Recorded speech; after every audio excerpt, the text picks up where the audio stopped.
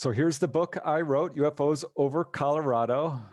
I dug real deep into various UFO organizations, contacted a bunch of UFO researchers, got some original cases of my own. And let's just start digging into what I think are the top 20 Colorado cases. And so case number 7 is another very high impact case, which a lot of people don't know about. And this involves a very unusual lecture, which took place at the University of Colorado on March 8th, 1950. And this was a lecture which was supposed to involve just a few engineering students, but ended up spreading like wildfire, and everyone wanted to come to attend it. This comes from Frank Scully's book, Behind the Flying Saucers. This is like the first UFO book, and he was the first person to talk about UFO crashes. And at the time, his book was heavily attacked and somewhat debunked. Now many researchers are taking it much more seriously. And this lecture at the University of Colorado was supposed to involve only 90 science students, but ended up being attended by more than 350 students, as well as a large group of professors, and involved a witness who said that he was involved in a UFO crash recovery, what we now know to be the Aztec UFO crash recovery. The witness was one of the first-hand witnesses, but he backed out. And so the person who actually spoke was Silas Newton. The lecture itself was organized by George Kohler. The first-hand witness was Leo Gebauer, and Silas Newton was a Texas oil millionaire who was a friend with Leo Gebauer. And according to Frank Scully, he called Leo Gebauer Dr. G and described this Aztec UFO crash. According to Scully, Dr. G was actually a combination of several of the scientists, but Silas Newton gave the lecture, and he gave the whole story of this flying saucer, which landed about 500 miles from where this lecture actually took place.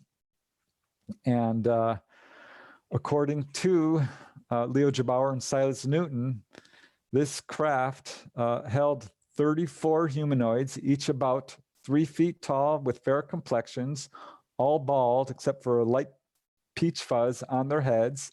They all had perfect teeth, identical uniforms, and caps with no insignia or markings. There was a thread tested from one of these uniforms, which according to Silas Newton, took 450 pounds of weight before this thread actually broke. I'm sorry, the Aztec craft actually held 16 bodies. And he talked about a number of craft. One craft held only 2 bodies. And the scientists who investigated these humanoids believed that they were extraterrestrial, but did not know their actual origins.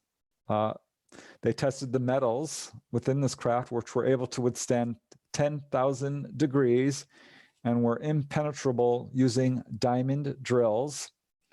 On board the UFO, they found instruments which measured the magnetic force of our planet. So they believed that the craft were actually powered by magnetics, using the magnetic lines coming from our planet itself. The Aztec crash had only one tiny hole in a porthole, and that's apparently what brought it down. It was 99.9 feet in diameter. The smaller craft was 36 feet in diameter. There were no weapons found on board these craft. They did find sleeping quarters, food, and water. The food appeared to be in concentrated pill form, and the water was discovered to be heavy water, meaning it had extra ions in it. There were all kinds of devices that were unidentified. So this is what they were talking about in this UFO lecture. The students were somewhat divided on whether or not this was real, but some thought it was, some thought it wasn't. Silas Newton did write notes on the chalkboard, which have been preserved to this day and appear in the book by Scott and Suzanne Ramsey in their book on this case.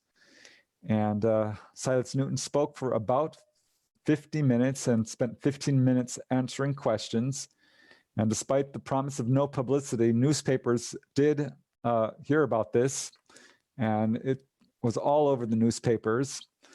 And whether this is a hoax or not, certainly the government took it very seriously and spared no expense to try and track down who this speaker was. They did eventually identify Silas Newton, at which point he was viciously attacked and debunked and ended up being arrested for fraud. He claims that he was targeted and that he was innocent. And researcher William Steinman actually investigated this case in detail and builds a very compelling argument that Silas Newton was telling the truth after all. And the Aztec crash was at first viciously debunked, but now many researchers such as Timothy Good and Linda Moulton Howe and many others are taking it very seriously. And certainly our own government at the time, we now know, was very interested in what was going on. And they went so far as to track every person who was flying in and out of Colorado at that time in their attempts to locate Silas Newton. So this was one of the first real UFO leaks regarding UFO crashes, and that's why I wanted to include it on this list.